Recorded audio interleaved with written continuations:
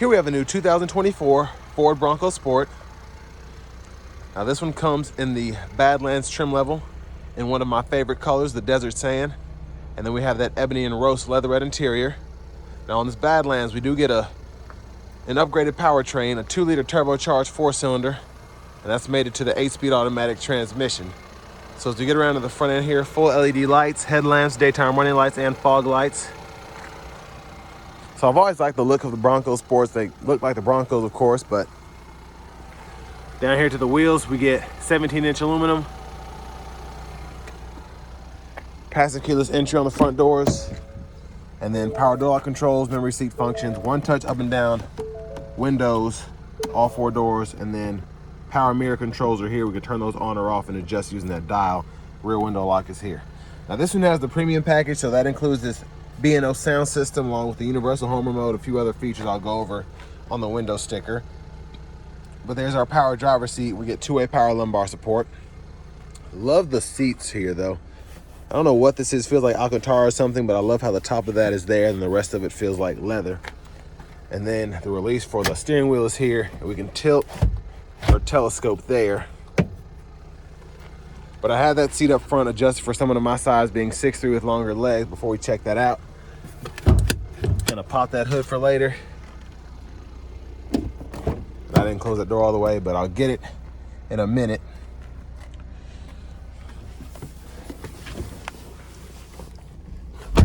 So not the best leg room, but it's not terrible. Definitely, this is a subcompact, or I shouldn't say a subcompact, but a compact SUV. So it's nice to at least be able to sit back here. And I love these rear seat pockets here. And what's crazy is my headroom is insane. I have several inches of headroom. Probably about a foot, actually. So that's interesting. Rear AC vents. You have a USB-C, USB-A charge duo there, and then a 110-volt 3-prong household plug-in if you want to charge your laptop or something low power. And then you can pull this down, 2 bottle holders in the middle. And that's pretty neat how that's in the headliner. But grab handles here, and then we can hang a couple metal hanger hooks, maybe even a couple plastic hanger hooks there if you have shirts or light uniforms. Fuel caps here. We have easy fuel. And then as we come around to the back end, we do have LED tail lamps. Tow hitch is installed on this one. We have a dual exhaust, which I love. It reminds me of the actual Broncos, just in how you're able to get that bigger exhaust with the bigger engine. But tons of space back here, spares underneath there. And I like how the cover's fitted as well. And then we also have a cargo shade here, which we can fold that if we want to. I'm just gonna leave it there though, I don't wanna do too much. And then we also have a 110-volt back here along with a 12-volt. And then several places where we can hang bags or whatever if you so choose. And then 2 side pockets. So I'm impressed so far, this thing. If you want to pop the glass, hit that here, and then you can just have stuff coming out the back if you want. Now as we come around to the rear passenger side, I'm gonna show you how we can fold these seats down. Push this button here. Now, of course, the seats up front have to be up far enough, but they'll fold flat pretty easily. And then pretty easy to just put them back into place and lock them in there. But I want to give a big shout out to Ford Lincoln of Franklin for allowing me to review this Bronco Sport today. We're gonna take a quick look at this window sticker. I know it's a glare, but you can just pause anywhere you need to. Probably need to zoom in or something. But I'm mostly gonna focus on the options here, because we do have these aluminum wheels, the tires, that's a 525 option, the moonroof's a 920 option. You get an engine block heater here, which is cool. And then we have the trailer tow package, and that premium package is what gives you the remote start, the B&O system, the dual zone climate controls, and a few other things. Now with this bigger 2-liter turbocharged 4-cylinder, as opposed to the 1.5, this does give you a little less than ideal gas mileage compared to the lower trims. But there's our power front passenger seat. And glove compartments here. Good storage size.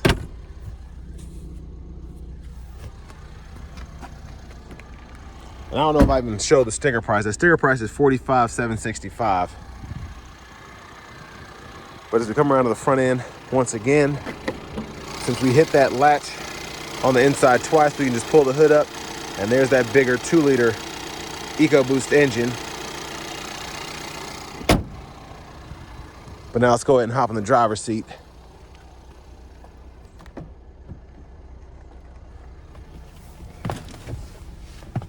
Now, I did forget to mention we have the hood release, or the trunk release here, excuse me. Headlamp controls are here, and then that toggle for the fog lights is there. There's the horn. I love the leather wrap steering wheel here. And that is heated. I'll show you where that button is here momentarily. Quick rundown through the audio system. There's the home page there. We get AM, FM, XM along with Bluetooth, wireless CarPlay, and Android Auto compatibility to add your phone. Search for your vehicle on your device and select it once it is found. And then for your settings, we have the vehicle settings in here. And then we also have our general settings. And within here, you can adjust your units of measurement as well as your language if you so choose. That's pretty much it there. Backup cameras there, guidelines follow you as you turn the steering wheel. Hazards are here, auto stop toggles here. And then we do have a front camera, and you can toggle that by hitting that button there. And you can go straight to your sound settings by hitting that there. You can even cut the whole screen off. See if I can get that thing off now. All right, there it is. So again, sound settings are here. Click that button. You have a shortcut for the bass, treble, and all that. Volume, click there, turn the audio off. Tune knob there. I like that you have a storage pocket underneath here. But the dual zone automatic climate controls are down here. You can control the temperature there, the fan speed here, fan direction here. Cut the whole system off there. Then you have 3-stage heated seats, and there's that heated steering wheel toggle there. USB-C, USB-A input, 12 volt, wireless charging pad is part of that premium package. And then for the shifter, just hit the brake, reverse, neutral drive. Then you have that manual mode there. You can shift with the paddle shifters behind the steering wheel. Then you have an electronic parking brake, pull up to engage, hit the brake, press down to disengage, auto hold there. And then you have your drive modes in the middle here. So you can set that normal, eco, sport, slippery, and then you have all your terrain modes. So mud, ruts, sand, and then rock crawl there. And then you can actually lock your 4-wheel drive as well as your rear differential, traction control. Center console cubby space, USB-C, USB-A charge port. And then with that roof, we do have a power sunshade, which is nice. And there are the controls for that right there. And there are the lights there. But with that all the way back, I can hit it one touch. And that's how far it goes back. But there's a view of the back seat from up here. Garage door transmitter. Vanity mirror. Back to the steering wheel. Behind on the left side stalk, blinkers. When the low beams are on, high beams there. Turn those on or off for flash there. Lane keeping system, we can toggle there. And then windshield wiper controls are here. So one time off, intermittent, low, high. We can adjust the intermittent mode here. And then we have a rear wiper here. So that's on all the way up, intermittent, off. Push back for rear wiper fluid, pull up for front wiper fluid.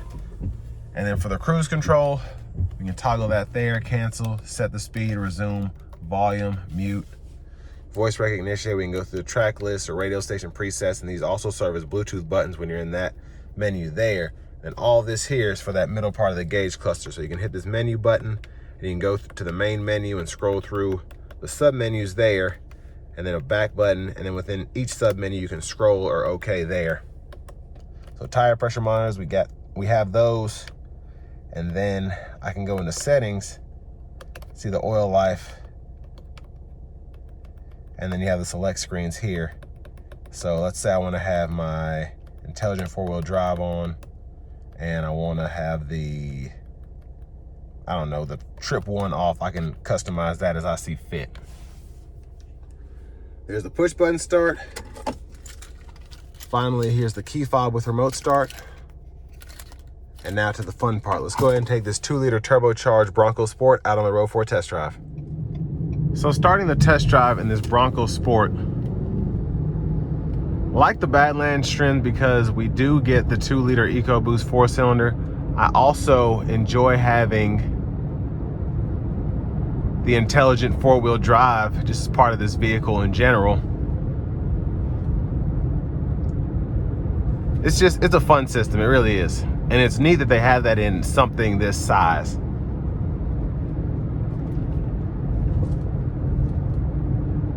But, I mean, the 2-liter is more peppy than the 1.5-liter that comes standard on the lower trims, but it kind of depends if you're willing to pay that much money for the Badlands to get this. I don't think it's necessarily a necessity, but it is, again, nice to have. Now, I do always feel, I think it's just how roomy it is in here. I always feel kind of uncomfortable taking curves in the Bronco Sport at higher speeds just because I have so much room up top. So I just assume that it's that top heavy of a vehicle. But all things considered, I mean, it's pretty maneuverable.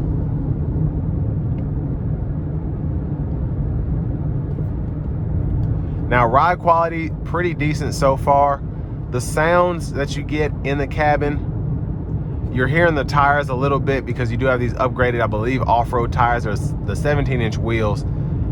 Again, that's a $525 option that came with this vehicle in particular. But I mean, it's a nice kind of off-road thud in my opinion, driving down the road here. And it is comfortable. I don't know if it's the seats or what, but. And I also just like the feel of the pedals. The brake pedal feels very sturdy, but I do have to kind of put my foot into it. I'm glad it's not touchy with driving something like this, especially if you're gonna be taking it off-road. Now, I've had it in normal mode. I'm gonna put it into the sport mode. And then we'll see how it accelerates on a few light pulls. I'm not gonna floor it just because this only has 17 miles on it, but I will give it a little something.